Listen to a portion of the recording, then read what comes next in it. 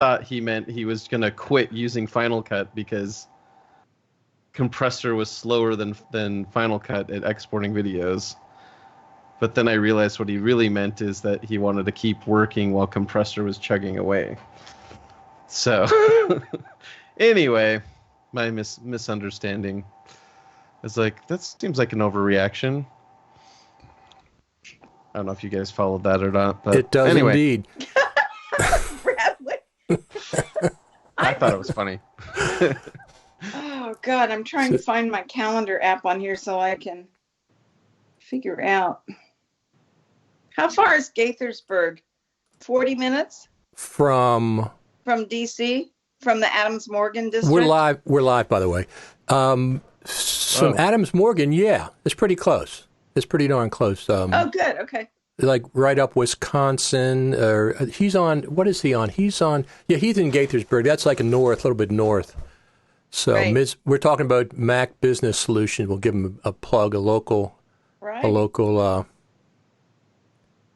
It appears we're live. George Kennedy Jr. Yes, group. we are. We are indeed. Hey, everyone. Feliz Navidad. Terminating. Everybody. At least we're not what? I said Feliz Navidad, everybody. Please. Absolutely. I remember Jose Feliciano had that. Oh, we lost Serena already. Oh. I can hear you, but I can't see you. What happened? You dropped off our screen, your video, for some reason. You touched something on your phone, and then it jiggled a little, and then you went away video-wise. Exactly. I just have to show you, of course, my house and pants. All right. Were those custom made, Phil? Actually, no. We found them in a department store in Australia. Serious business from the waist up, lumberjack from the waist down. Yeah. Oh, and my thanks to Serena, my lumberjack coffee cup. Oh, that's lovely. And Serena, just turn your phone horizontal, please. All right. I'm walking around. There you go. Okay. There you go. I'm doing this from bed in my hotel room. How it's great. So what are you going to be talking about down there tonight? Creativity 2020. Okay. Richard Harrington is presenting. He's going to talk about Resolve, I believe. Right. And Adobe is going to fill us in on what's new with them.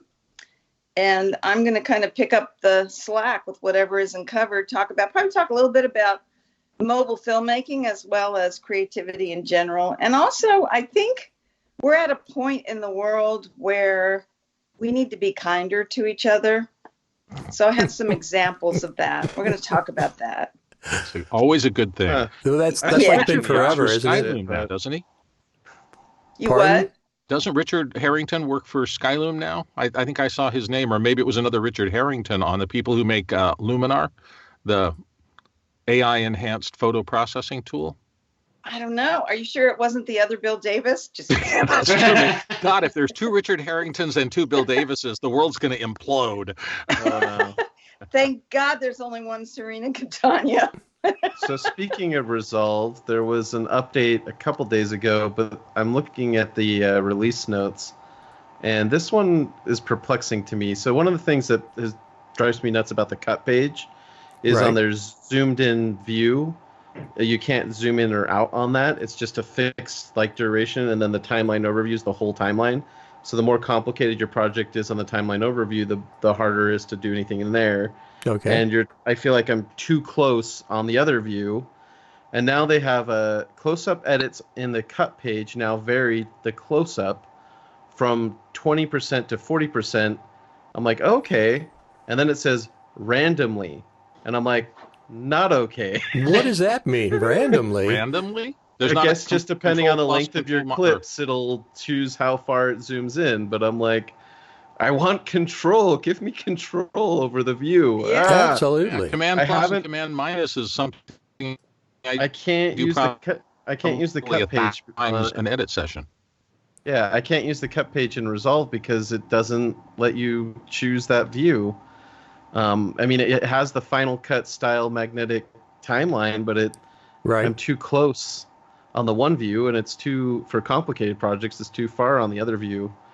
So I don't know when they're going to get that sorted out. And then of course it completely ignores your audio cuts. So that's another kind of thing. We had a comment from Justine Paula Robillard in South Africa, and she said, "Hi, Brad. The fighting on the Blackmagic forum over that very Zoom issue, insane." Did you send in your software update request to Blackmagic? I haven't. No, I just barely read this. Then you must suffer that. That's what we tell everybody to do with Final Cut stuff. Apparently, if you don't, they're fighting on the forum page, so some people are fighting for me. There you go. I just barely read about it, Bill. So I haven't, and I don't know.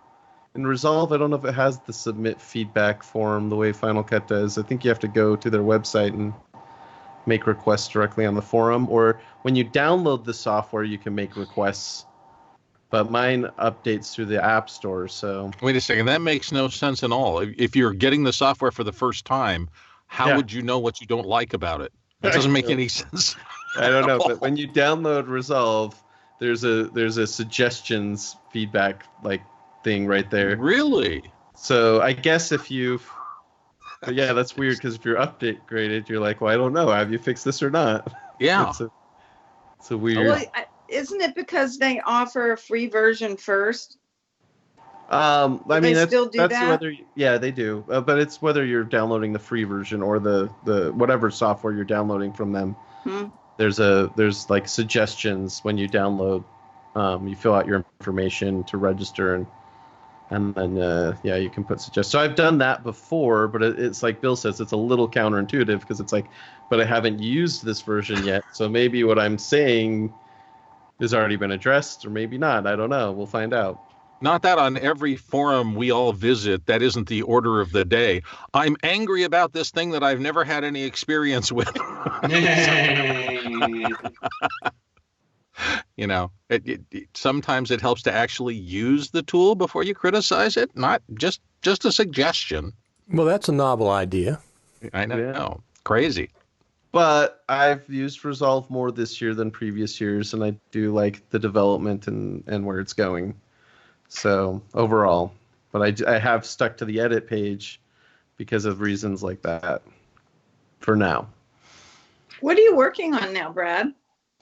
I just finished up a couple of movies. We had some screenings earlier, like a couple weeks ago. And then I took a break, and yesterday I sent the final edit of a tall maker making a video that Chris posted to Instagram, and I think he was going to post to Twitter. So that was actually the funnest thing I worked on all year. And I shot it on my iPhone with Chris making the box, and then I cut it together, and he was like, I was really worried you didn't have enough coverage, but you have tons of shots. I'm like, well, yeah. You were focused on the box. I was running around with the iPhone. I don't know if you guys have seen that or if we can pull that up more. I'm not on the Instagrams. So. Have you? You went to Chris's place? Yeah. So after the Creative Summit, my wife and I drove. To Sacramento, and stopped there, and he made a box, and I filmed it live, and it took me a month to get around to it. But I spent It was funny. I spent probably an hour or two actually editing the video initially, and then we were like making little tweaks at the beginning and the end.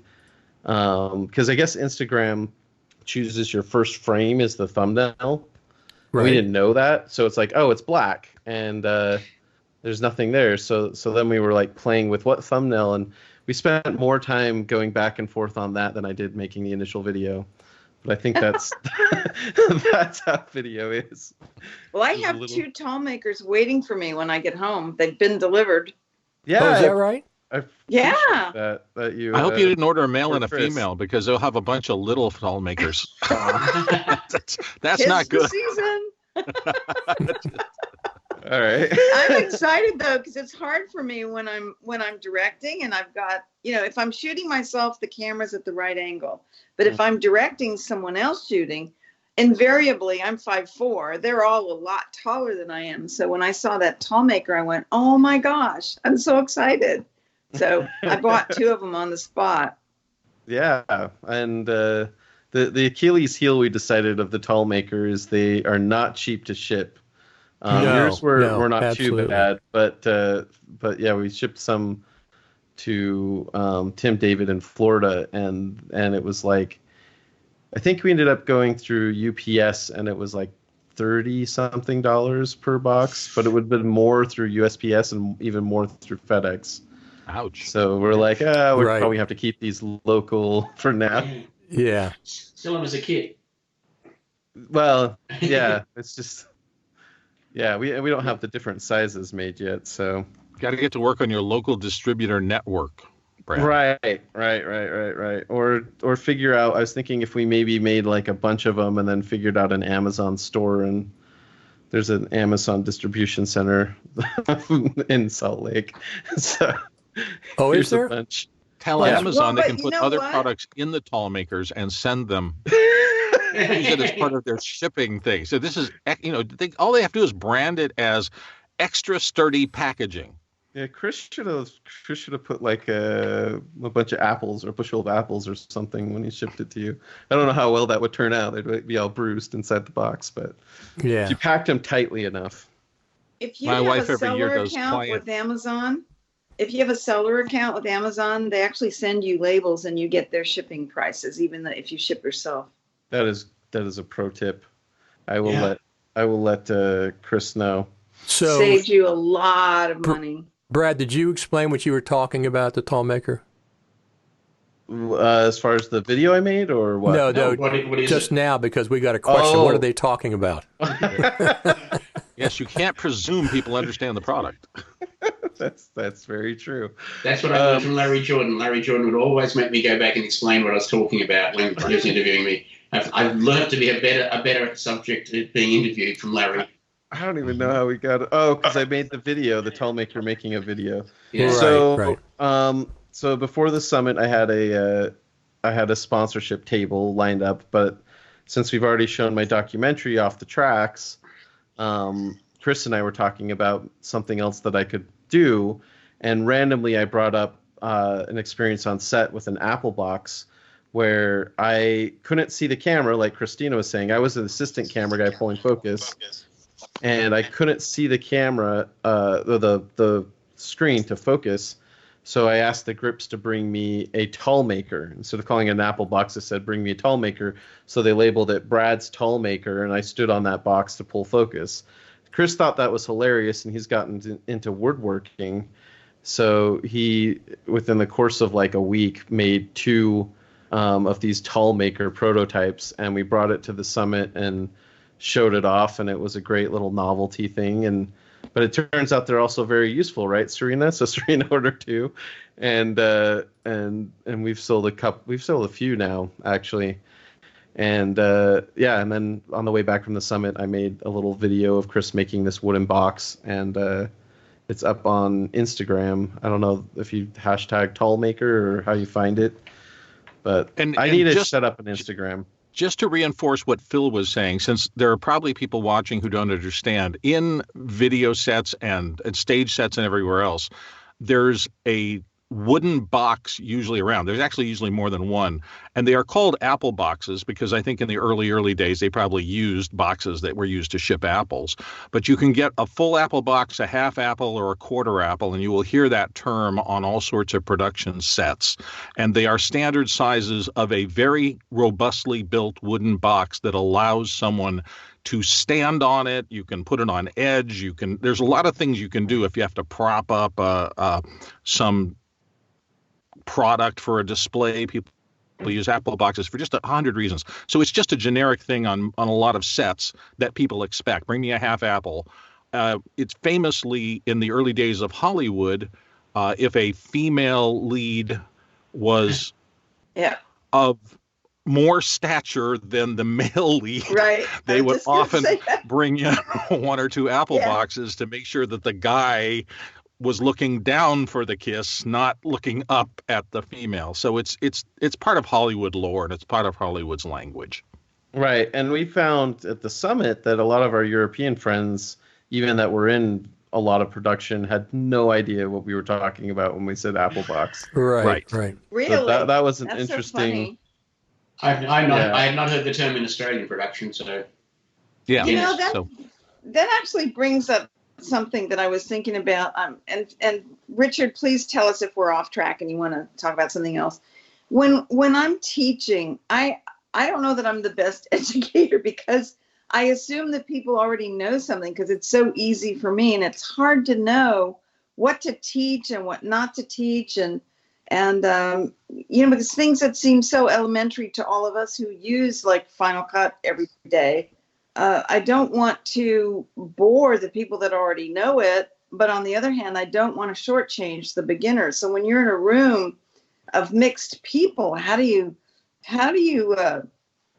manage to satisfy the needs of all the people in that room? I guess you just have to ask them. Yeah, as somebody who did 10 years of seminars for Video Maker magazine, I used to be a contributing editor there for many years. I spent 10 years, and the brief at Video Maker was, you're trying to write to somebody who's brand new in the industry, who you can't assume knows anything about the technology. Philip, what are you doing? Sorry, Philip, you drowned out Bill. I couldn't hear him. I'm sorry. It's just shocking. I'm just opening the blind for a bit better light. The lighting guy, Want to be simple for the people who don't have much experience, but you also can't keep everything really crazy simple and bore the intermediate and the advanced people. So you try to do what my technique was always is to do a little audience polling up front, which is typically you'll see people who are in those things and say, okay, so how many people have been using this tool for less than a year? How many people have been using it for 4 or 5 years? How many people were there from the beginning? And you'll get a sense of the proportion of your audience that is beginner, intermediate, and advanced.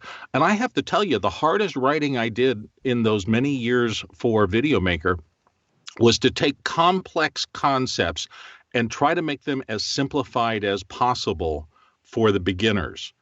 It's really easy to just blow out all the information that's packed into your head after 10 years of doing, a job.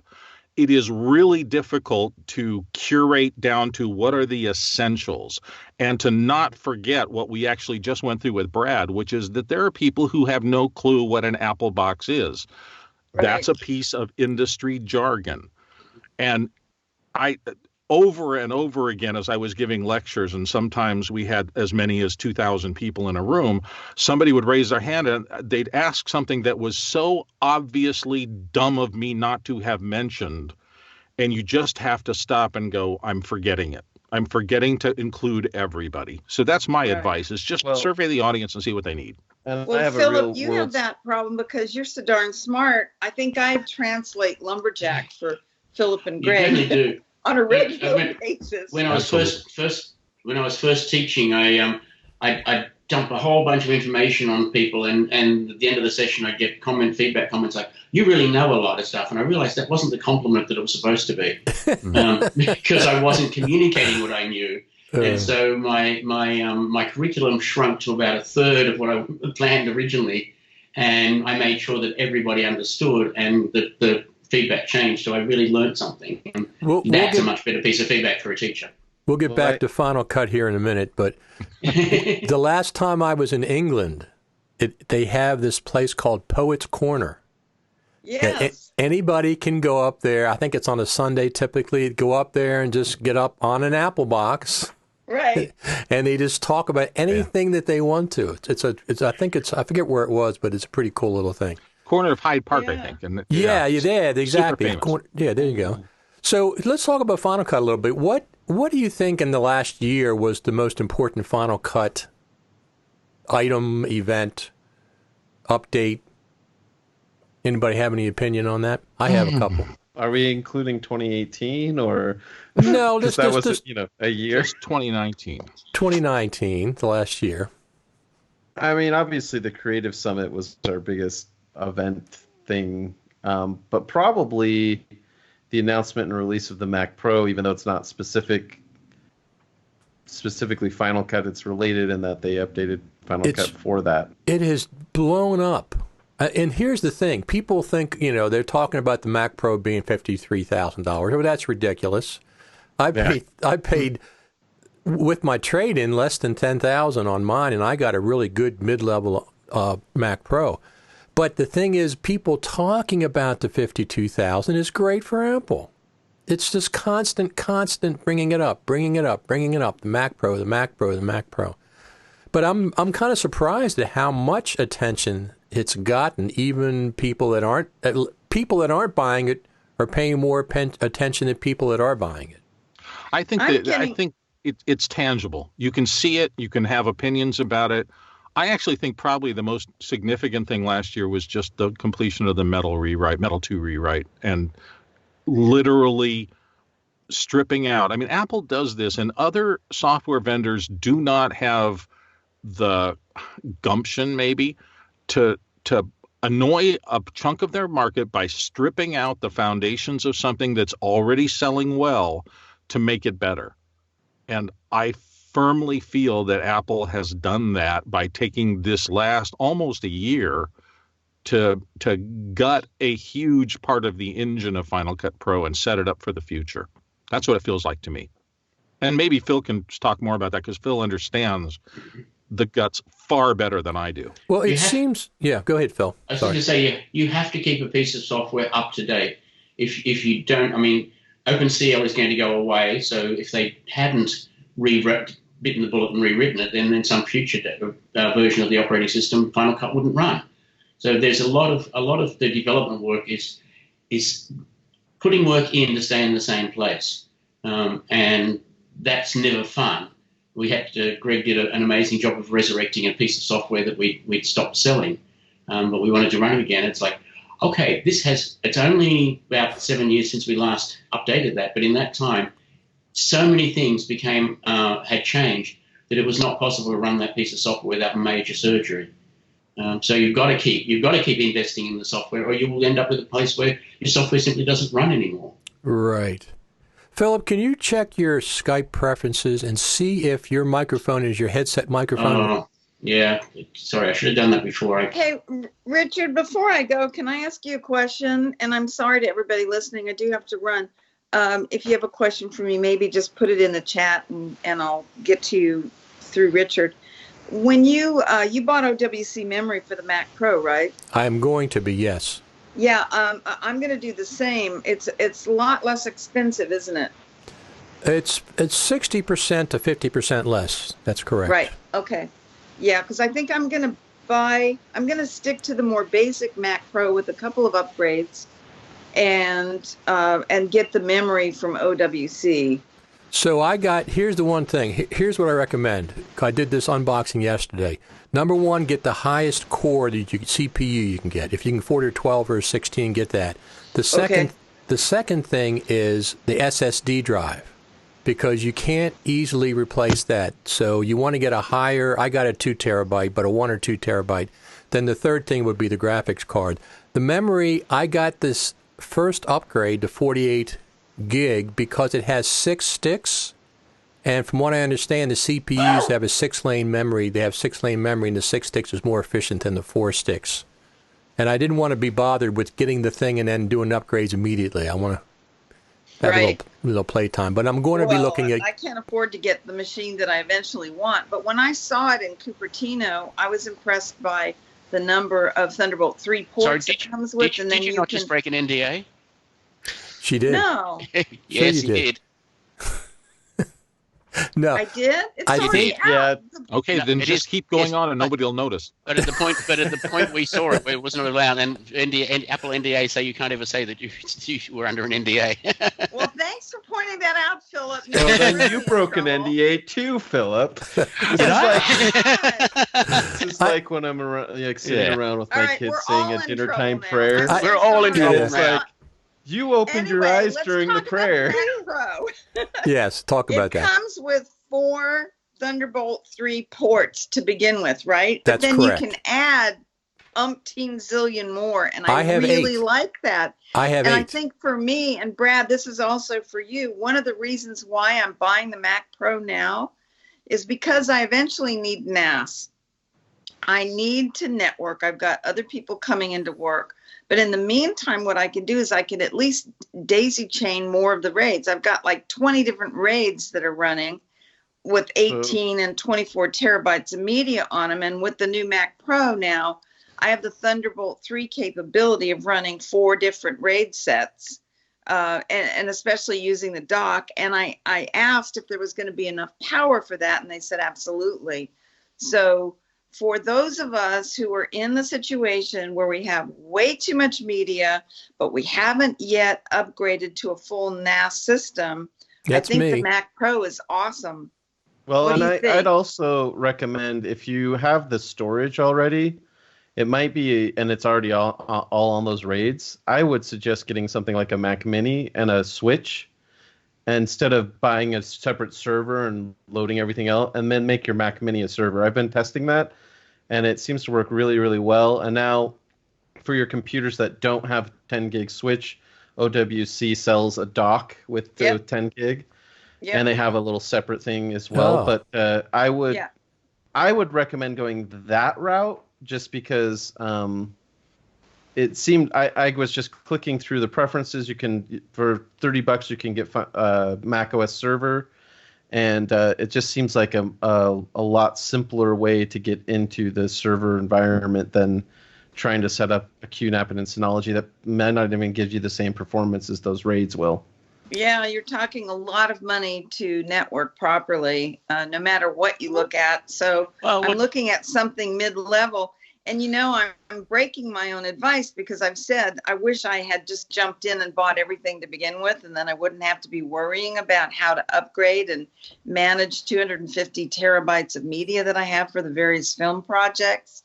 It's crazy. So I did get, I got a switcher, and I'm getting 1 gig Ethernet, but I do have the 10 gig Ethernet little switcher from OWC, and I've got the new RAID that they put out that has the gig Ethernet connection in it. So we'll see. When I get home in a couple of days, I'm in Washington in my hotel room, in case you guys can't tell.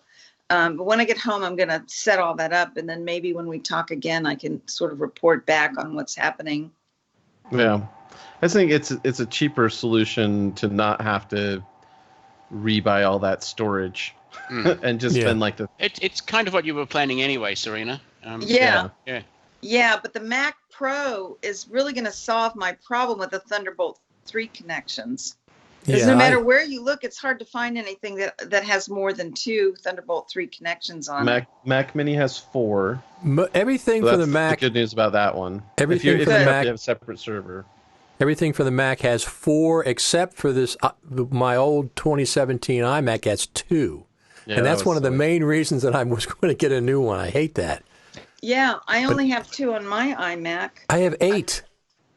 That's awesome. Tonight. I mean, now I have 8. I have the 4 original, and I got the first upgrade graphics card, the 32 gigabyte, and it's got 4 additional ones. Anybody want to do a guessing game about at what date Richard has all 8 plugged into something? They're already. No, the top 2 are not plugged in, but the other 6 are. Now. Well, because before I was daisy chaining. How many connections we need? I mean, we need a lot of connectability. Yes. So before we need to be able to downgrade. And I know we've talked about this before, but nobody can find a cable. Nobody that I've talked to can find a cable that works to get you from Thunderbolt 3 male to Thunderbolt 2 female. What do you need that for? Because they have an adapter. Yeah, I have an adapter. OWC radio runs on an Envoy Pro because those adapters. No, you've got. But I can plug this into either the computer or the drive. No, Brad, look at the back of it. Oops, I lost you guys again. It's a Thunderbolt 2 female, but I've been able to plug this in. Right, that's what I have either way. Too. Yeah. I can plug it either into the computer to Thunderbolt 2, or I can plug it into a Thunderbolt 3 drive. I know, but here, let me show you what I'm talking about. I have an Envoy Pro that is Thunderbolt 3 male. Serena, you're off video. We can't see anything. Okay, wait. Let me grab it. Okay, hang on a minute. Yeah. Because I checked with the guys at Apple and I checked with the guys at OWC. Oh, sorry, I did go off video. Hang on a minute. Let me get back. This is very specific. Okay. There you go. Look at this. Yeah, but people have these problems. Okay. Look at this. Can you see that? Yeah. Oh, yeah. Okay, now do you get it? There's yes. no port on the back of this. This is a Thunderbolt 3 that is not daisy chainable. But what are you trying to plug it into? I'm trying to plug it into a Thunderbolt 2 system. Mm. Well, Because my that won't work. iMac, I see what you're saying. Yeah, Thunderbolt 2, which a lot of us are still running Thunderbolt 2, right? Yeah. And even the OWC dock, the Thunderbolt 2 dock, I need to be able to go from a Thunderbolt 3 male. Right. Mm. Yeah, I would transfer that. Do you have a Thunderbolt 3 system, right? Your MacBook Pro or something? I do, but I just adore these Envoy Pros because they're just indestructible and they're so fast. And I've got all the OWC radio interviews. Trade in the iMac when you buy the Mac Pro. So here's Serena. I have one of these as well. I have the 2 terabyte version, and it's not showing up on my Mac Pro.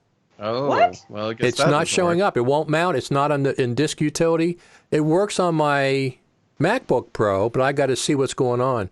It's not showing up on my Mac Pro. I plugged it in different ports. It's not showing up. But are those Thunderbolt 3 or are they USB? Thunderbolt 3. It gets over 2,000 megabits per second because it's NVMe. It's NVMe, not just a single drive. Amazing. So there's a driver missing. Probably somebody. They're gonna check with the guys. Well, yeah, you're right. I'm on Catalina. I'm on Catalina versus. Some plumbing changes happened in the background, and it's going to need an update to it. It's got a 2-year warranty on it, and it's only a couple months old, so I'm not worried about that. All right, you guys, I'm so sorry. I have to hop off, and I'm sorry about the wiggly video because I'm hand-holding this. But Merry Christmas, everybody. Before you go. Love to everybody watching, and thank you for having me on the show again, Richard. Before you go. Yes? Peter Koeman from the Netherlands says, "Hi, everybody. Merry Christmas from the Netherlands." Merry Christmas. Merry Christmas to all of you guys. Bye. So long, Serena. Thanks for stopping by. Love you guys. Bye. Love you too. Bye-bye. Okay. Yeah, so we're talking about what we think were important events for the Final Cut Pro community in 2019 so far. I don't think there's going to be any more. Usually Apple takes off around Christmas time, right? There's probably not going to be a major reveal in the next week. No, that's true. They would really throw us a curveball if they did that, wouldn't they? They would indeed. Christmas Day. The stealth launch of 10.5. Yeah, 10.5 launches Christmas Everything Day. that you ever wanted. It has collaboration. It has dupe detection. They're gonna roll out dupe detection between Christmas and New Year. Christmas Eve. Christmas Eve. Yeah. So when I was setting up my Mac Pro, I was transferring data and settings and all from my iMac, and I just started on Wi-Fi, and boy, it just varied wildly, crazy, different times. And then I just connected the Thunderbolt 3 cable from one to the other, and that was it. It was just went zipped right through. Even during the process, it says at the bottom if you use Thunderbolt, it'll be faster. So I connected it up, and it was much faster, of course. This is the modern equivalent of RTFM. They told you how to do it. Well, they did, but the Wi-Fi, I got one. It's like 800 to 1,000 gigabytes, whatever the rating is. It's really high, but it didn't. When you connected via Wi-Fi, it was like it would go from 50 to 75 to 200, but the Thunderbolt connection was much faster. Copper. It's like wireless radio mics for production versus just a big cable. Cables do never fail you, really. So, Phil, what do you think about I've had a lot of cable failures over the years. That's true. I stopped myself from going that way as I was in the middle of saying it. They can, but when a cable works, it works consistently through the start to stop of a shoot. That you can't say that about wireless mics. No. Phil, what do you think about the Mac Pro in general? I think it's a great release. It's not for me, but it's a tool that there are people who need that tool and are very happy that Apple provided it for them. Did you have the old cheese grater Mac Pro? No. I've mostly been on laptops and then on iMac. Okay. I mean, my production is I'm not doing 8K. I'm not doing 4K. I'm doing a lot of 4K stuff, but right. But my needs are fairly modest. I'm trying to justify an upgrade from a 2016 iMac, but there you go. But how many cameras out there are actually now shooting in 8K? I mean, we know that there's the top end Panavision stuff and what. Yeah, I don't really care about that at this point. 4K's, I really don't. I mean, I 4K's more than enough for me at this point. Yeah. But if Well, I get shot a new one project about a month ago on 6K on a Blackmagic Pocket camera, and it was pleasant to work in 6K. Right. In terms of reframing, so that was useful. Now, that's the only camera I know of outside of the top end of the world that shoots in 6K, and the downside of that is only has one balanced audio input. And for those of you, and that should be all of you, who are as concerned about audio as you are about video, that can be a little bit of a challenge when you're working on things that don't have balanced audio, clean inputs. But I'm trying to think of the number of cameras. I mean, there's a lot of cameras like the Ursa series from Blackmagic that you can switch resolutions, and they're kind of resolution agile, but usually they don't go much above 4K. So I'm just trying to think of. Well, my GH5 can shoot 6K internally if you have an anamorphic lens. Well, but I'm not sure. If it's anamorphic, it's squeezing and de-squeezing a set of pixels, so maybe technically but it's doing it optically. It's doing it optically, not digitally. But the other thing, my camera shoots 5K natively. The GH5 shoots native 5K, and if you have an anamorphic lens, you can stretch it out to 6K. But that's a couple years old. That's a couple years. I'm expecting the GH6 to be at least probably 6K natively, whenever that comes out. Pixel density to be mapped that way, but the recording and playback system has to futz with it to get it out. It's kind of so. Zcam makes a. Have you guys seen this new little thing? It's kind of I've seen a lot of YouTube reviews on the camera that they're comparing them to Blackmagic cameras, and you can get them from B&H. It's a new camera, and they have an 8K that's $6,000. I have the 4K version that's a year or so old. Of the Zcam? Yeah. And how do you like it? Wow. Replaced my GoPros. GoPros were not really good for Lunch with Philip and Greg because after about 40 minutes they'd overheat, and that's a short one. Yeah, that's true. Except that on a drone 7,000 feet above sea level. yeah. They're not designed for long extended use. And I saw the Zcam and I thought, yep, that is a perfect replacement. It actually has a display on the back, which the GoPros are getting now, but compared with the, I don't have to set up the wireless network just to set up the cameras. And that's just a whole lot easier. So, in fact, I'll be using this for some singing school presentations. I'm just going to shoot 2 cameras and then do all the framing in post-production. It's like Terry Curran's greatest nightmare. 2 cameras and then frame every shot in post-production. Yeah, they've got a 4K camera for $800 on B&H. Yeah. So, I mean... It's the thing is we may not want more pixels, but in the next few years we will be getting more pixels. No, I don't have any objection to it. I just don't, I don't really need specifically anything more than 4K for right now, but I do expect the GH6, which I'll be interested in, to be probably 6K. I don't know how they're going to do it, but yeah, manufacturing is pushing what you can get. It's like I dare you to go out and try to find a 4 gigabyte thumb drive. Can't, because the plants have all changed, and they can manufacture and sell 16 gigs for the same price they used to be able to sell 4 gigs for. But here's the important thing to keep in mind.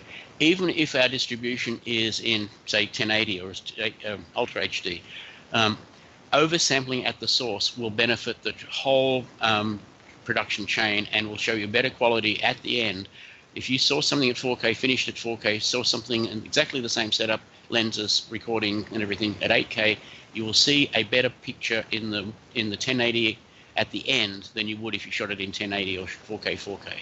Yep. And it's back to the old photography and newspaper and lines of screen things from the 60s. The higher resolution the original photo, the better everything holds through the entire process. I was working with some Australian Tourist Commission material into a British Airways project, and it was given to me on VHS. Thank you,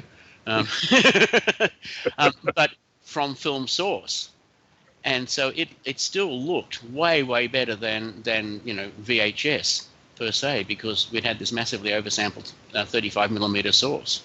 Mm-hmm. Right. So right, exactly. I think these higher resolutions may not necessarily flow through to the finished product, but they are going to show a picture improvement. So my philosophy is, if you can have those extra pixels and it doesn't cost you more than you would otherwise spend, have them, because they will always make the picture better.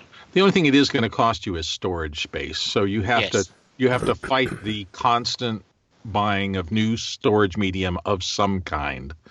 But that is so much cheaper than it was,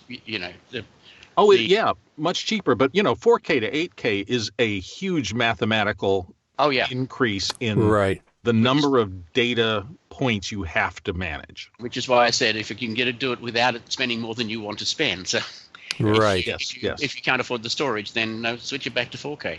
Yeah. Yeah. So Brad, you've been shooting 6K, right? Mostly I've done tests in 6K, but mostly I've been shooting 4K. I kind of was comparing the two because I'm starting with the 6K sensor. The 4K looks, I can't tell the difference. I basically created a 6K project in Resolve, zoomed in all the way, and then taken the 4K ProRes and put it on the layer above, and I'm zoomed in at like 300 or 400%, and I'm toggling between the two. Right. And I can't even see the pixels really move. But I think that's because I'm starting with the 6K sensor. So I don't know. I want to. I'll probably do more stuff in 6K I'm just gonna say at some point Apple will put it in Final Cut Pro, or Blackmagic will build a plugin for Final Cut Pro. Right. So when Blackmagic Raw can play friendly in Final Cut, then I'll be shooting more stuff in 6K, because the irony is I can actually shoot 12:1 6K and get smaller, better quality files than the 4K ProRes HQ. Is that right? They'll be bigger files and less resolution. So, but comparing it with RAW though, is the file size significantly different between ProRes RAW and Blackmagic RAW? I don't have ProRes RAW to test, but I guess it would just be dependent on what flavor of ProRes RAW you're choosing. If you're going with the regular ProRes RAW, it's probably comparable to the Blackmagics. They have like the two quality settings. They have like Q0 and Q5. It's probably Q5. My guess is Q5 on Blackmagic RAW is comparable to the data rates of regular ProRes RAW. But then like you have they have the other settings, which are compression ratios. And when you're shooting 6K, I see nothing wrong with going down to 12:1. James Tonkin, who does 8K stuff, will often in 8K flip to 14:1 or even 20:1 because he's shooting at these events and it's more important to get the whole thing. But when you're dealing with such high resolutions, you actually want to have higher compression ratios. And you're not really losing that much. And the misconception DPs have is they think that they're going to be losing dynamic range and color. But really, you're talking about the quantization when you zoom in, the little bit, how is it handling those pixels at that level. And Shioni actually had a really good Frame.io post. Yeah, I saw that. About shooting raw versus log and things like that. And he talks about that too. Like there's this misconception that you're somehow, when you go to like shooting ProRes log, for example, he's like you're still maintaining most of the, if not all of the dynamic range and color. But I've had plenty of discussions, we'll say in a friendly way, with DPs who I think are a little bit insecure, and they think that they have to like shoot on a red at 3:1 and they have to like max out the data, and you're like, you're really not, you need to weigh that. Where is this going to end up? So you can still shoot the higher resolution and make some of those trade-offs. And really, when you're talking about shooting 6K and 8K, how much of a trade-off is that, like quality-wise? It's not right. It's not perceivable with your eyes for sure. So someday you will be where I am over this holiday season, in which part of my off time, thank of our projects to the clients, and we've got a couple of weeks here, so I decided I was going to go back and I was going to shed every videotape that I had. And I had still, I've done this twice in batches, but I've got probably at least 500 tapes left. My oldest stuff was on VHS, and I have just finished going through. And anything like my son growing up that I definitely wanted to keep, I switched off to digital and then threw them away. So I'm jettisoning to the recycler all the old tapes. And now I've got DV Cam, and then I've got a variety of old formats of digital storage, including Cyquist drives and Jazz drives and God knows what from various eras.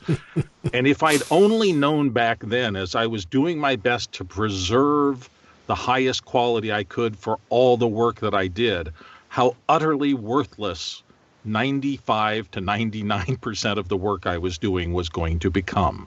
Mm-hmm. I mean, it's things change. You move on. How often do you actually go back and tap into something that you did even 4 or 5 years ago?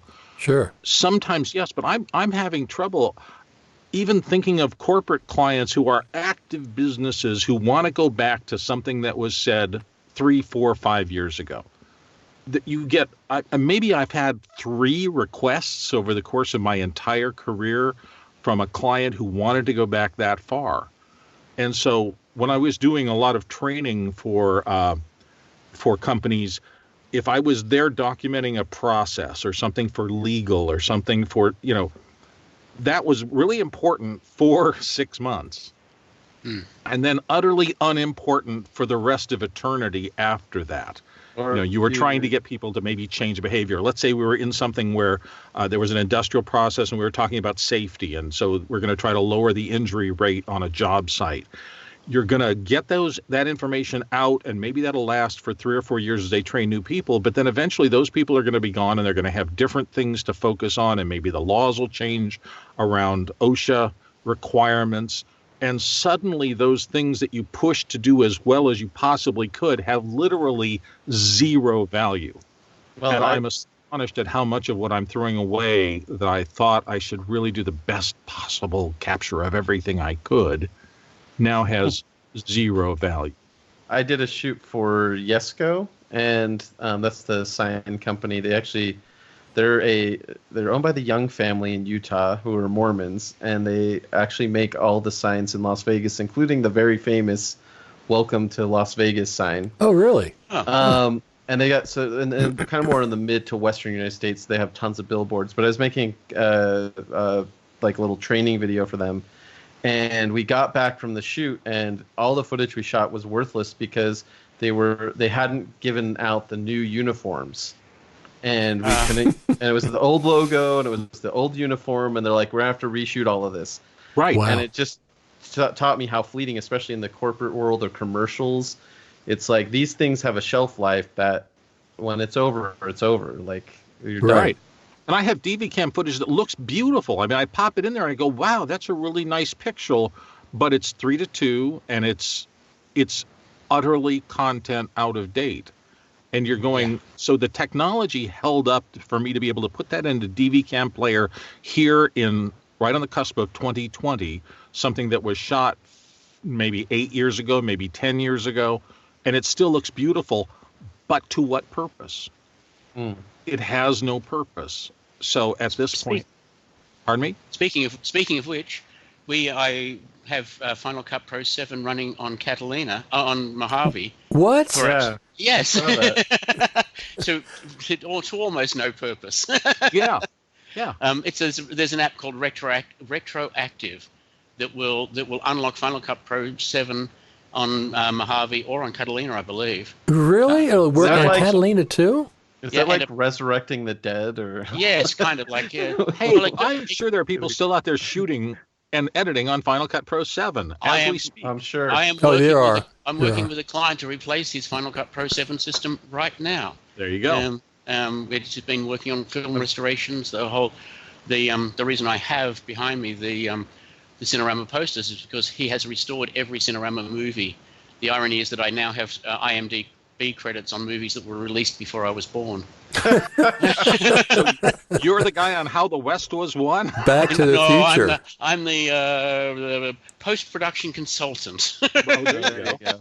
Well, that's nice. Speaking of, here's one thing you may not know about. You may or may not know about this Mac Pro. The box weighs between 30 and 40 pounds. Like the box itself? The box, they have two boxes that it comes in, a cardboard box on the outside, then this gigantic padded, I don't know what it is, top and bottom box, because the box itself is 82 or 83 pounds when it comes shipped. But the Mac Pro itself is only like up to 39 pounds. So it's like 30 to 40 pounds of a box. That's incredible. I like how this conversation is coming full circle, that we talked about shipping boxes at the beginning. Right, there you go. Now we're back to talking about shipping. Well, that's insane. So with the Mac Pro inside, is it like 70 pounds? Over 70 pounds. It says 82 or 83. It specifically. Gosh. It's incredible because the Mac Pro, I carried up the steps myself, no problem. But that box, there's no way I was going to lift that by myself to get it up on the table just to do the demo.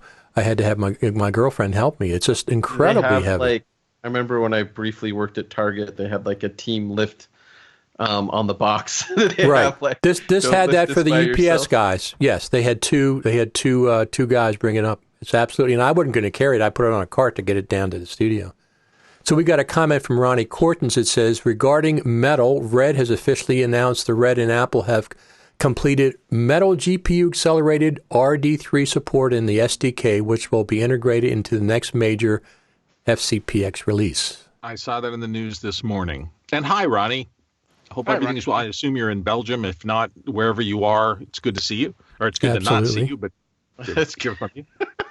We know what you're trying to say. And we also got a comment from Nathan McAvoy, who says the film just released, Parasite, was cut in FCP7. That's incredible. There you go. That's incredible.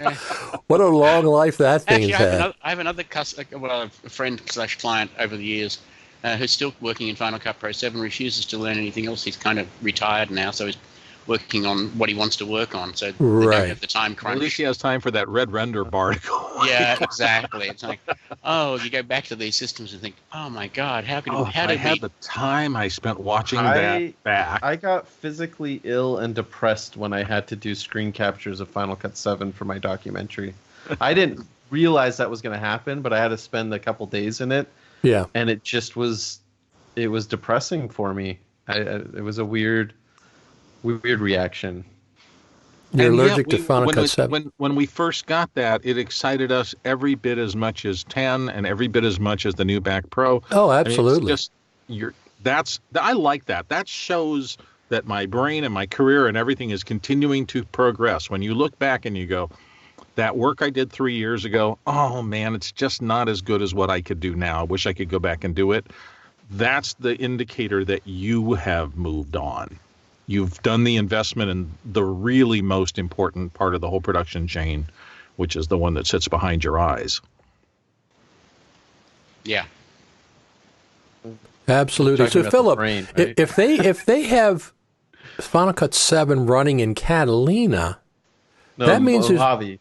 No, he said he thinks it will unlock it in Catalina as well. But what about the 32-bit aspect of it? Because Catalina doesn't run like 32. An emulator or something? I'm not sure what magic they're doing, but well, that's what I'd like to know, because there's a couple of apps, the web design apps, that I'd like to still run that I can't on Catalina. This is very specific to the apps that it supports. It doesn't know. Yeah. You know, sometimes programs are not horribly difficult to make 64-bit clean. I say that only because I have an old Create SCDI app that I've used for a long time to create sparse disk bundles and disk images. It's just something that I've gotten used to working on. I have a lot of old SCDI created things, and I called the developer. I pinged the developer and I said, gosh, it's 32-bit and it's showing his flag, so I'm going to lose it. And just thanks for all your effort. And he popped back to me within 24 hours and said, just for you, here it is, 64-bit clean. And that was in like 2 days. Wow. So there was something about the simplicity or the well-writtenness of the code of the original thing where he was able, and this is a single developer, he was able to literally turn it around in 24 or 48 hours and get a clean version of it out. which just tells me that it's not impossible to be able to do that. Now, again, Phil and Greg will know much more about how the underpinnings of it goes, but it seems to me that it must be, depending on how the original thing was written and what calls it made to what, it may be very, very complex, and in fact, it may be impossible to redo your code to be 64-bit clean if the original code wasn't maintained or whatever. But there are some things where it can be done quickly and easily. Yeah, and it's only for Mojave. You can get Final Cut running on Mojave, but not on Catalina because of the lack of QuickTime. Okay. QuickTime, yeah. Yeah, you find those old, like Quartz Composer stuff and QuickTime stuff. There's older stuff that just runs into walls. Right. So we talked about the events of 2019 so far. Mac Pro is a giant one. Of course, the Creative Summit was one. There are some things that are happening around NAB. The summer was exceptionally quiet. I guess they were working on Metal 2 implementation during that time, getting it ready for the fall in Mac Pro. Yeah, I mean, well, there was WWDC, and that's where we that's saw true. the Mac Pro. That's true. Where, that was a big deal to see the first. They did demo Final Cut briefly, and then Logic. So there was a little bit there. Yeah, where's the Logic update? I mean, they had the one back in the fall for the Mac Pro, but nothing since then. Usually Final Cut and Logic have been kind of pretty close to being the same numbers. Have you seen Jonathan Morrison's video where he takes the Mac Pro to the studio and test out Logic? Yes, I did see that. Yep. So speaking of Jonathan Morrison, people asked me yesterday, I did an unboxing video, and people asked me about the Afterburner card and getting a basic graphics card in the Afterburner. And what I told them is this: the Afterburner is only going to be beneficial for ProRes and ProRes RAW. Now, for the moment, if you get a better graphics card, it's going to benefit your entire experience with the Mac Pro. Everything's going to be beneficial, even surfing and everything else. And you can always get the Afterburner card later, which is what I'm planning on doing. Right, and I've been paying attention to the Afterburner card because right now, you're right, it's ProRes and ProRes RAW only, but it is a flashable, programmable, application-specific integrated circuit. Is that the right thing, Phil? And so at some point, it is easily theoretically imaginable that somebody could write code to flash Afterburner to quickly do Red Raw or Blackmagic, whatever a codec might be, to use the power of that dedicated circuit to offload. What it does now is it'll offload ProRes decoding off of the CPU and the GPU and make it specific to that subsystem, so that everything else can continue to work. And that's where I think it gets those huge performance gains. In that scenario, though, you'd need to max out your Afterburner card because you'd have to have one for ProRes, one for ARRI, one for Red. Right, but you have three slots that you could theoretically use if you were in that circumstance. You could put three cards to enable three workflows. So the card itself can only be programmed to handle individual codecs? Yes. That's why you couldn't have one that does all 3 or 4 different. Highly unlikely. Yeah. I didn't know that. I have to see. I know that Jared Land confirmed that won't just be for ProRes RAW, but I don't know how. Yeah, I think he's just talking about what's publicly been disclosed, because I went back and I paid attention to that, and they were saying it's programmable. That was kind of the first hint, which means that it doesn't have to stay what it is. It can become something else. Now, obviously, the real engineering talent has to go in there and make it work and make it efficiently process these things. But this external pipeline, this little loop off the processing pipeline, seems to me to be something that could potentially have a lot of power in the long range. Yeah. Especially when they get ProRes RAW on the iPhone, then we'll. Well, I think there'll be a USB-C Afterburner port for your phone. I'm just saying you'll shoot on your iPhone in ProRes RAW and then bring that footage in. We laugh, but I mean, give it a few years, it may be likely that you're shooting ProRes RAW on an iPhone. Who in the heck knows? I mean, when I was talking to LumaFusion about, doing video editing on an iPad, they were saying that they can, at some point, they're going to be able to do ProRes RAW on an iPad. So being on an iPhone. ProRes. And Cinemaker can actually record. Cinemaker is a competing product to Filmic? Switcher Studio, which is live streaming multiple cameras. Okay. Switcher Studio can do a director mode where they record on the local device and then bring it all together. But what Cinemaker was telling me is that they can actually record up to 4 streams simultaneously with doing a live stream. Wow. So they can record the individual ISO feeds plus the switched live stream on an iPad Air 2, which is just iPad. Yeah. Wow. So yeah, I mean these are power tools. I mean, phone, iPad, anything modern has got way more power than the computers we first run Final Cut Pro Classic on.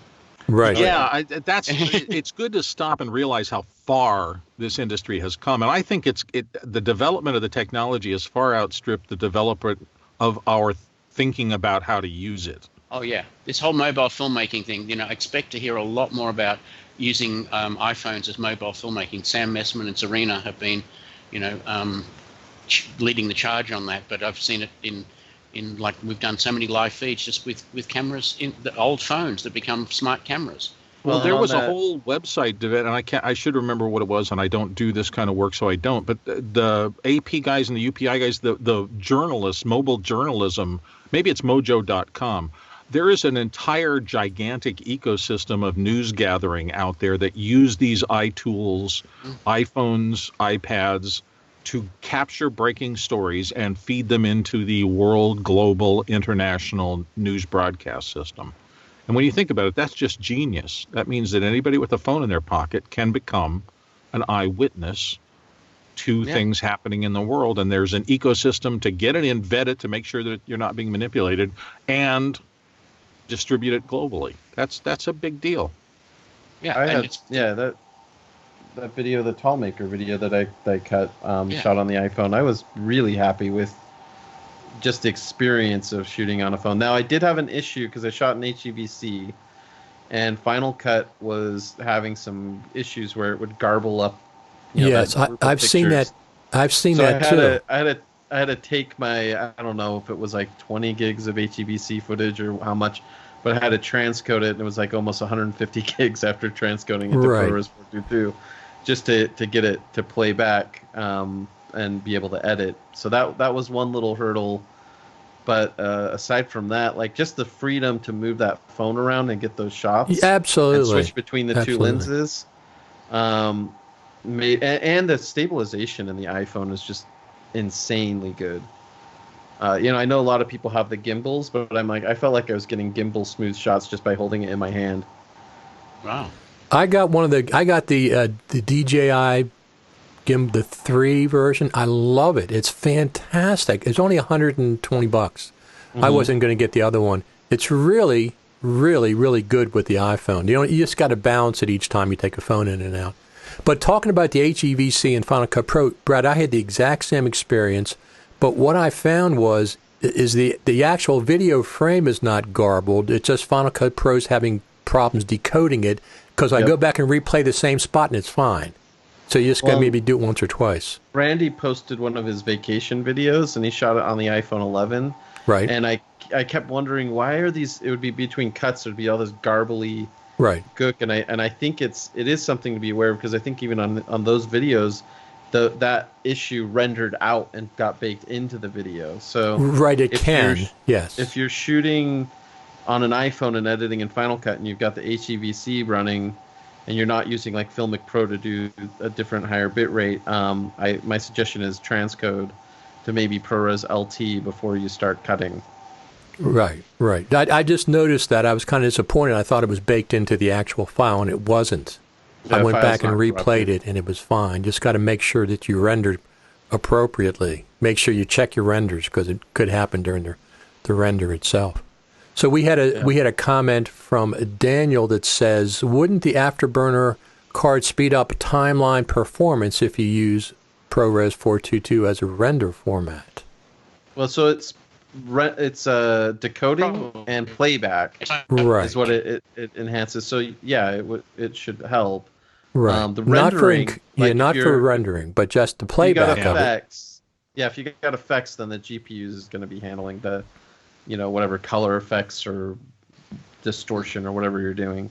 Okay. It's going to be handled by the GPU. Well, that's interesting. So I guess the point I was making about the card is that's only going to benefit you when you're editing video, basically. The Afterburner, right? It's what it's designed to do. Right. So playing back. Where if you had to choose between a graphics card and the Afterburner card, I'd say get the graphics card because it's going to benefit everything that you do, not just video editing. And you can always get the Afterburner card, which I'm planning on doing later. Yeah. Once I shoot in ProRes RAW and ProRes, I'll get it at that point. It's a user. This Mac Pro is incredible. It doesn't take any tools to take it apart. You can change the memory, no tools. You can change the graphics card, the Phillips head screwdriver. It's fantastic. They went back to square one and they made a better cheese grater than they originally had. It's absolutely astounding. Even the CPU is socketed, so that physically means it could be changed. I don't know how, technicalities of that, but it could be changed. So, incredible. It gives you, how many people with the original Mac Pro towers kept modifying it and adding things to it? I did. And even hacking things, just to keep it going, and add new graphics cards and whatever. So it tells you that you'll probably see those things around for 2 decades. Right. I have mine from downstairs that I modified. It's 10 years old, 11 years old for my studio. And this year I put in a bigger SSD and I upgraded the memory this year because I'm still using it for ingesting audio downstairs because my audio interface, is tied into that system. So. Yeah. It's a use case thing. If you've got the kind of practice that supports it, or if you just want it and you have the money, go do it. And what do you prize? For me, I prize portability. So a MacBook Pro is what I need because I don't know if anybody's going to come up with a travel case for the Mac Pro this time. Remember how in the days of the cheese grater, you had people who had rack mount systems and they would ship them everywhere. And that's how you would do like a big on-site corporate gig. But I believe I've heard in a number of presentations that the most commonly used computer for Final Cut Pro 10 is a MacBook Pro. Yeah. Yes, yeah. They've said that. I've heard that myself. It's by far, I think it's by far as a MacBook Pro is the most popular. So now, I can see a lot of shops. I always had in my head this idea of a kind of a thin client or more looking thing where you have a big monster Mac Pro over in the side. And if you're running into a project that needs that, people can access it. Or if you have a lot of field footage coming in and it needs to be processed, that goes on that machine. And then it gets distributed to the hard drives. And then it gets attached to by the editors who are working in something that is more thin client looking. And those can easily be laptops. And in fact, I think when Thomas Grove Carter was talking on one of his recent videos about how their big high-level advertising agency works, that's kind of the model they use. I mean, their field producers come back with their laptops, plug into the system. The system does have a new Mac Pro as one of its places, and when you need that suite and that power, you go to that machine. But the rest of the editors come in and jack into the network that is feeding and do their work on their own machines often. Yeah, Thomas Carter seems to me on Mac Power Users. Pardon me? He was on Mac Power Users, the podcast, and it was like a 2-hour conversan that was really, really in depth. And he said for the last few years his preference has been to work off of a MacBook Pro. He has had an iMac Pro at his office, but he'll take the MacBook Pro between work and home. And then the new Mac Pro they've been testing, and his argument too is their business is looking to grow. And this might give them opportunities to do more like post-finishing and things in-house if the client wants that. Because before they were strictly like an editing shop and they would hand everything out externally. And there are times when you want people to come to you. I know here in my setup, in my main edit bay in there that I used to do most of these casts from before the voice booth, I have 5 or 6 people who come in and sit in chairs and want to look over my shoulder and make comments and make real-time adjustments. I think that thing that I wrote for FCP.co, I'll have an art director and a project manager and a agency head that are all sitting behind me, and they want to direct how the edit is going collaboratively with all of us in the room at the same time. But then suddenly you literally can do, okay, I'm just sick and tired of being in this chair this week because I put in 60 hours already.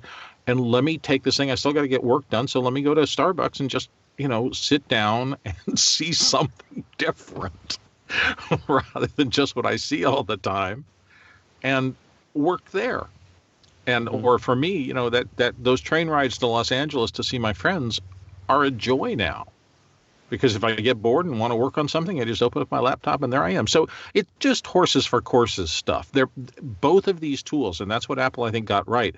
There are constituencies for both these tools, and everybody gets to decide what's the right tool for you. I think Philip's a big proponent of just being in the same small, dark room all the time, and that's very inspiring, and you can get great ideas just by being locked in like a little closet or something, right? Absolutely. Absolutely. I had a in Australia, we had a side business with we rented some of the building to an educational psychologist, and he said his argument was you cannot have big ideas in small spaces. Oh, that's interesting. So that's great. Yeah, that's great. We would always do our strategic planning times like in a park where there's a big outlook view. The Tree People in Los Angeles was an example. Now, of course, we just look out the window and we've got a big sky view because we're on the side of a hill. And yet there's an utterly charming YouTube video out there of, I think it's Roald Dahl, the guy who wrote Charlie and the Chocolate Factory and a bunch of other classic children's things. And it was wonderful to watch because he has a little kind of a cabin-like structure in his backyard, and he goes to work, and they followed him out into that, and he is so specific about the structure of how he works. I mean, literally, he has 1 cup of tea and 3 cookies, and this is going to be for a work session. He's going to be in there for like 6 hours, and he has a specific chair, and he has a specific pillow that he then puts on his lap, and a robe he puts over that, and a specific get everything ready and set up, and then he starts to write. And he will stay in that writer mode for huge long stretches without a break. And he just doesn't want to be interrupted from that creative process. He will write and rewrite and write and rewrite, and then he will emerge 6 hours later, and he will come back to the real world. And there was something utterly charming about thinking about, well, that's the other way, right? That's eliminate every possible distraction, find what works for you, and then immerse yourself in your creative flow, period. I admire his bladder control. Yes. Right. Well, he didn't address that. It was a BBC presentation. It's online. If people want to watch that, go search out. It's like a BBC interview of Roald Dahl, and it's just, I had never seen a creative artist take us that deep into his process before. His process. Plenty of people do collaborative things, and they are every bit as creative in a room around a corporate table, kicking ideas around with 20 people. Yeah. But that was a kind of a look at a magical circumstance, and a little bit of that resonated with me. And I think for a lot of editors, right, we're going to get in front of our monitor in the system we know how to use, and we're just going to get lost in doing the work. Cut, try it, see if it works. I don't want things to interrupt me. I don't want to have to render. I don't want to have to do anything. I just want to keep massaging this work until it feels like I've got it right. Right. Which is why the watch has to remind us to stand every hour. Exactly. Exactly. So what are you guys doing for the holidays? Everybody staying home or? Yeah. No. Anybody going to go see a Star Wars? I'm actually doing the anti-Christmas. My mother has been the queen of Christmas for my entire life. Like over the top. I mean, when it takes you 8.5 hours to unwrap presents for 5 people. Yeah, it's a little over the top. Yeah. So now I had asked with my family. It's like we're just pretending Christmas does not happen. I know that we don't have any kids either, so Right. I think if you have kids, then Christmas is a very magical time. But our nieces are now in their 20s. Yeah. We are traveling. We're going up to the Bay Area. My niece is hosting Christmas this year for the families, so Linda and I are hopping on a train. I think not for Christmas. We're actually doing a relatively quiet Christmas, but we're going to be in San Francisco between, I think, the 27th. We're taking a train up on the 27th, and we're there between there and New Year's because my niece-in-law, I guess that's the technical term, and my wife both have birthdays in the first couple of days of the new year. So we're going up for a big birthday celebration in San Francisco. My birthday present arrives on January 2nd. What's that? Is Which is actually the land next door. Oh, okay. Oh, are you guys you're buying the property next year's? It's empty, and we are only 2 foot from the property line, so it was advantageous to have that and make sure it doesn't get built out. So, well, that's yes. Yeah, 2 foot setback against somebody else is not the best thing in the world. You're going to pop out the metal detector and see what else you can find in there? Well, what you'll find in there is our septic drain field. I'm pretty sure that most of our septic is not on our property, and I'm 99% sure that all of the drain field is not on our property. So. Wow. They wouldn't allow that in Maryland. You couldn't have that in Maryland. This is a 1929 holiday camp development. Became permanent residences. Gotcha. It's actually still out of the city. So we live in the county of Los Angeles, but not the city of Los Angeles. Gotcha. Unincorporated. So they tend to be a little lax at those times. Well, grandfather clause, exactly. Yeah. So we got a comment from Jean-Baptiste. He says, hello, guys. Hi. From France. Very loyal to your show. Thank you for stopping in, Jean. Brad, what are you doing? You have kids, so you're going to have a good Christmas, right? Yeah, I mean, if the 4-year-old's good, I guess she'll get more than a lump of coal. She, I have it in the other room. She actually took I have 2 of these Space Gray keyboards, and yesterday she took a Sharpie on the other one and drew all over it. I spent an hour with rubbing alcohol and cotton swabs, cleaning it off. So is that the Christmas almost got canceled at that moment? But is that the same as this one? That's the same as this one? Yeah, you got the Space Gray one? Yeah. Oh no, yours is that's the Mac Pro one with silver. Somebody's is upside down. Oh yeah. Yeah. There you go. But it looks the same. That's what I was kind of surprised. This is silver. It's probably just the reflection. Oh, Space Gray. This is the Space Gray one. Right. Gotcha. Yeah, you've got the newer silver one. Although I really like the Space Gray look on the stuff. But the silver that matches the Mac Pro, so it's super cool. Anyway, Christmas plans. Yeah, so I mean, we'll have Christmas morning here at our house, but I'll probably do Christmas Eve with my parents, and then I don't know what else. I think there's a party on Saturday on my wife's side, and then I'm thinking about seeing a Star Wars movie. Yeah, I've heard about something about that. It's got like 59% on critical score on Rotten Tomatoes from critics, and we'll see how Disney's handled StarArs. But that's right. Is this who's directing this or producing this? Which one? Is J.J. Abrams again. J.J. right. Same guy did Force Awakens, and this is supposed to be the period on the 9-episode major arc.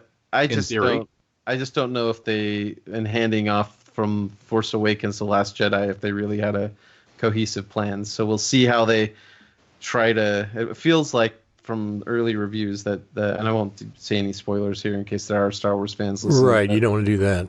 But it feels like he might just be kind of rushing the 2 movies he would have made into one movie, and trying to like undo what the last guy did in the middle movie, which sounds kind of like a mess. But I don't know. I want to enjoy it. There's a lot of there's Final Cut haters. There's a lot of Star Wars haters out there. Yeah, and I have my own opinions, but sure, I want to enjoy it. I want to enjoy movies, especially a Star Wars movie. What did your wife think about the summit? She enjoyed it. She actually, she doesn't do video editing, and a lot of the Final Cut stuff's over her head. But she enjoyed Serena's talks specifically. Yep. And enjoyed, the presentation that we got at the visitor center, and just had fun meeting a lot of these people that I talk about, and she can put some faces to names. It's kind of crazy when we get there, like how many people are this extended family have, how many names and people we know. So when I talk about them now, she at least knows a few more of them, but I'm like, Bill Davis. Which Bill Davis? We ran into Carl Soleil at IBC. Carl's basically liaison to Hollywood for Adobe, known him for many years, and he was with his daughter, and it's like immediately it's like, oh, hi Bethany. It's like, oops, no, that's creepy. We've never met you before. Right. And we've watched your move to Singapore, your move back. We've watched you grow up, and yet we don't know you. You don't know any of us. And it's like, oops, I just did a creeper thing, and I realized immediately what I'd done. Right. I was working on a documentary a long time ago, and something similar happened. It's like I'd never seen the guy perform, the young Triple Threat. And so we went to one of his actual performances, and the whole family's in the front row. And of course, I've been working with these people, listening to their interviews, and like hearing their life history for the last 5 months. And so I'm just on my way to say hi, and I realize, wait a minute, they have no idea who I am, and this is going to come really creepy. Right. So Ryan Vellon says he saw Star Wars yesterday. Ryan Vellon. Oh, okay. Oh, from Denmark. Yes. Yeah. And then Lutz says if you use dry eraser, it dissolves Sharpie very easy. I didn't know that. For you, Brad. Oh, like layer you of use dry the erase. dry erase marker over the Sharpie. Yeah. Yeah. So that's a good tip. Yeah, and alcohol does a pretty good job for permanent markers and Sharpie, but it got most of it, but it's hard to get around all the keys. Welcome to this episode of Adventures in Solvents. So, Philip, you said that your favorite event was the summit, and so are you going to go to NAB this year for Lumberjack or anything? Do you know? Really seriously thinking about breaking my 22-year streak this year. That we haven't really found the one thing that worked for us last year was the content creator celebration on Sunday night that FMC ran. Right. They're not going to do that this year. They said they were hooked up with Dan Barubi and going to do a super meet again on the Tuesday night. And but I thought they were doing something Saturday night. The Creative Summit, they said not, but okay. We may end up back at NAB if they are doing something Saturday night. Yeah. But generally speaking, being on the show floor doesn't really help. Right. The faster together stage, the faster together workflow room was good because there was a turnover of people coming in, multiple people. But in general, it's just not the right fit for us. I think I said it the last time we were on here. FMC tend to deliver the audience that I want. Right. So we'll probably add in Premiere Pro World or something like that. So if you don't present as Lumberjack, will you still go? Probably not. Probably not. I really don't like Las Vegas as a destination. Right. Shocking. Almost always come away with some health issue. I mean, I've had that's true. Hang on for 3 to 4 months after, sinus issues, chest issues, bronchitis that have hung on for 3 to 4 months after NAB. Right. Can I really afford this much impact on my health? No, that's true. I start on Airborne like a week before I go to NAB or places, and I don't. Some people say it works, some doesn't. It seems to work for me. Whatever the heck's in there. Of people, or is it the smoking, or both? I think it's also just the desert air. There's a lot of shit in that air. One year walking across from the main thing to the super meter at the Rio, a lot of people who walked across got caught in a dust storm. They all came down with fairly serious. Wow. There's a lot of virus in that dust. Yeah. It's probably leftover radiation from all the nuclear. Well, that's probably testing. No, if you haven't lived in the sand. Southwest, and there are things. Weird diseases spreading from the aliens, of course, at Area 50. Exactly. It's not that weird. Most people know about it because I grew up in Phoenix in the desert, and you have things like valley fever, which is a little thing, coccidiomycosis, and if you grow up in that area, you get it usually as a kid, and then your body fights it off, understands it, and you never have to deal with it again. But you come in from out of town, and so you get in something like a dust storm, and there are going to be spores and things that your body, your immune system isn't used to dealing with. But it's usually not that big a problem. I mean, I think that's the same thing about traveling anywhere, right? And this is a world where, thanks to our infrastructure, people can travel anywhere easily. Mm. So it may be like what they always told my wife's family back then. Oh, somebody's got measles or chickenpox. Let's take the kid over and get them exposed to it so that their immune system can fight it off. Now, whether that was good or bad advice, that's what our ancestors used to do. That was their version of vaccination. Now, Bill, I know you're going to be at NAB. What about you, Brad? Yeah, well, I got one of those emails for the exhibits pass, and so I just make sure that I, in December, nail that up in case I can't find another code later. Yeah. And I actually probably will be, but I'm trying to think what is going to be my focus. In the past, for many years, I went because I was part of the press pass process, and I would spend most of my NABs in the press room, meeting a lot, saying hello to tons of old friends and reporting on it live, either via video or via filed stories. And then for years, I was deeply connected with the super meets, and I went and helped run them and put them on with Dan and Mike Horton. We all know that Mike is kind of not doing that, and I don't think his son Trevor is going to be part of that. And we understand that Dan has got the website, and he's going to be doing something in conjunction with Future Media Concepts. Right, they've already announced it. And that is not a happy breakup. No, from what I can. It is not, and that's very sad. But we're all kind of on tenterhooks trying to figure out. So, what is going to be the messaging? What is going to happen? Right. What is the heart and soul of this gathering that has always been there? Will it be as? I mean, in Mike Horton's era, it started out as purely Final Cut, and it was the Final Cut Pro Creative Users Group. Okay. And then there was the issues with the big reveal, and there's some things that took place after that. And it became a little more ecumenical, and now it's Final Cut and Resolve and Premiere and everything else. It is just the more broad creative pro users, which is pluses and minuses. It used to be every meeting you went and you got information about what you were using. Now I go over 2 or 3 times a year because those are the only ones particularly relative to what I use. And I'm vaguely interested in Premiere and Resolve, but I'm not interested enough in wanting to make the travel to Los Angeles to learn about those tools.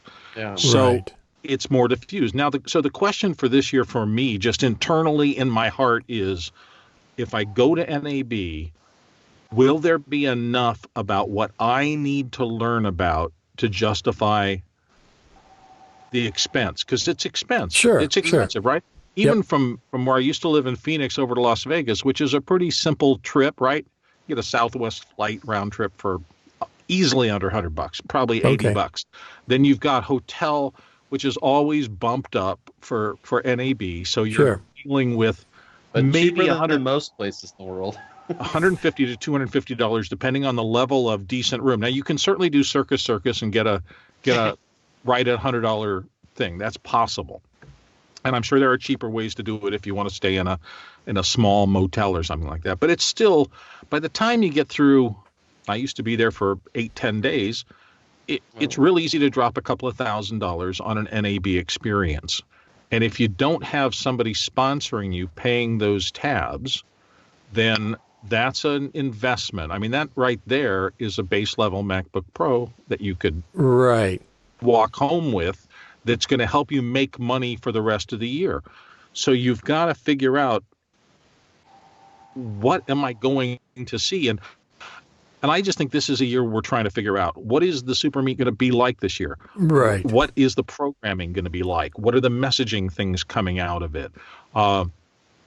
FMC has done all the training for a lot of years now at NAB, and so they have contacts with tons of high quality presenters and trainers. And so they are known for putting on a very high level thing, but what's the focus going to be? Right. That is, for me, the $64,000 question about NAB going forward. So if Apple announces that they're going to do a presentation, not on the show floor, but like they have in the past, they usually announce February or so. So if they announce that they're going to be doing a presentation, that means there's probably going to be an update to Final Cut Pro around that same time, because last year they didn't announce, they didn't have any presentation, and then there was no update. So if they do announce this year, they have it in 2 other years they announced, or maybe 3. They do that off-site, the South Hall, is that where it is? The classrooms area? Yeah. Yes. Yeah. And no, North Hall. It's where the main registration place is. So it's in North Hall. Okay, that North whole Hall. building that used to be above where radio used to be, is where all the classes take place. Now there is that small group of classrooms where they've had the Final Cut stuff on the central bridge that goes over the street between Central Hall and South Hall. That's where you've probably been, Richard. But most of the classes actually take place in North Hall. Okay, so if they announce, because I've only gone to NAB because of Final Cut Pro in the past. Last year was an exception. But so if they announce it, I'm going to be more incentivized to go. If there's no announcement, once again, but I can't see there not being. I think the upgrade cycle probably will hit around then. It just seems like it might. I just think it hits when it's ready. Apple are not wed to NAB IBC schedules. They will go on their own. If it coincides, then they'll capitalize on it. Otherwise, no. I'm going to have to go. Get on. Okay. Before you go. Yes. Denver Riddle says studs. I guess they're talking about you. Or maybe all of us. All of us, of course. All of us. and congrats, Denver, on getting your new version of Color Finale out. 2.0. And finding a way to have value up against a very strong competitor who basically Sherlocked you. Yep. Yeah. And so good job. That must have been a lot of hard work and development to get out there. So Denver says, good to see you, Philip Hodgetts. There you go. Guys, thank you. Have a great Christmas, and I will see you all in the new year. Same to you, Philip. Right. Thank you for stopping by. Yeah. Happy holidays to you and Greg. Give them my love. Absolutely. So what do you guys think? That's I'm looking forward to Christmas. I go see some families and friends, and we have Christmas dinner here. Usually we invite our neighborhood couple of people around. But, we have just that.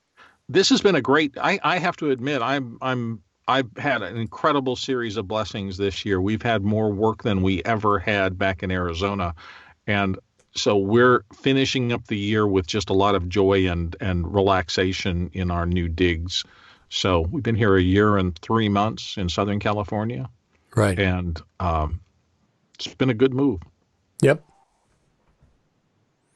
Okay. Anything else? We'll talk next year. Yeah, unless you decide, That's true. Yeah. Yeah, that's true. Unless Final Cut Pro 5 drops, we'll see you all next year. Final Cut Pro 10.5. 10.5. So we want to certainly say thanks to the Final Cut Pro team. Those guys and gals work very hard for us, and we appreciate all the work they do. And one other thing I want to say is I appreciate, first off, LumaForge. And the other thing is Future Media Concepts for putting on that Final Cut Pro Creative Summit each year. Absolutely, and both of those. And I think thanks to everybody who's watched Richard's show. I mean, we honestly, I think everybody who appears on here, we hope we do something that benefits all of you who use this tool. I think that's the intent of all of this, is to try to find ways to help you get some perspective on things, whether we do a great job or not the best job. It's if you weren't watching, there would be no reason to do this. So thank you for tuning in, and we hope we've served you well. So interestingly, that boxing video, I did a live unboxing video yesterday of my Mac Pro. Mm-hmm. Okay, no 8K cameras, no red cameras, no Airy cameras, no 2 and 3 days of production and all. I just did it live. I had 2 iPhones in my GH5 because, I'm getting the Mac Pro. Why not? If I don't film it, it's, it's gone. It's just gone. So I've made an event out of it. It's one of the highest a lot of watchers for that. So people are still interested. Over 1,000 people had watched it this morning. It hadn't even been 24 hours. So see, that's the thing, and I would highly suggest that those of you who are sitting back there watching going, gosh, I could never do any of this stuff that those guys do. It's really not true. Sometimes the fancier that you make things, the more slick you make things, they don't serve a need as much as just doing what you can do. Yeah, there's nothing wrong. Yeah, there's nothing wrong with the high production value. No. I like that myself. But I just wanted to do it. I was coming in. I figured I'd just do it live, which is what I did. Just unbox the whole thing. And Denver says, Richard, and I got to say this to you, you put in a ton of effort. I mean, a lot of you who watch these shows don't understand. We've been seeing Richard now for 4 or 5 years behind the scenes at these things, spending a lot of time and a lot of energy to produce this show. I mean, testing and figuring out what's going to work and plumbing in the back end for internet access and the rest of it. It's a lot of work. It's much more work than you think it is. Well, thanks, Bill. I it feels appreciate like you can hold up your phone and just do a show, but it's really more complicated than that to do it consistently over the course of, what have you been doing now? 4 years, 5 years? Started at NAB. The first year that LumaForge had the Faster Together stage across the street, I think that was the first year. Right. And so that's 4 years of hard work to get this source of information plumbed in and working correctly. So thanks, Richard. Thank you, Bill. I thank you for mentioning that.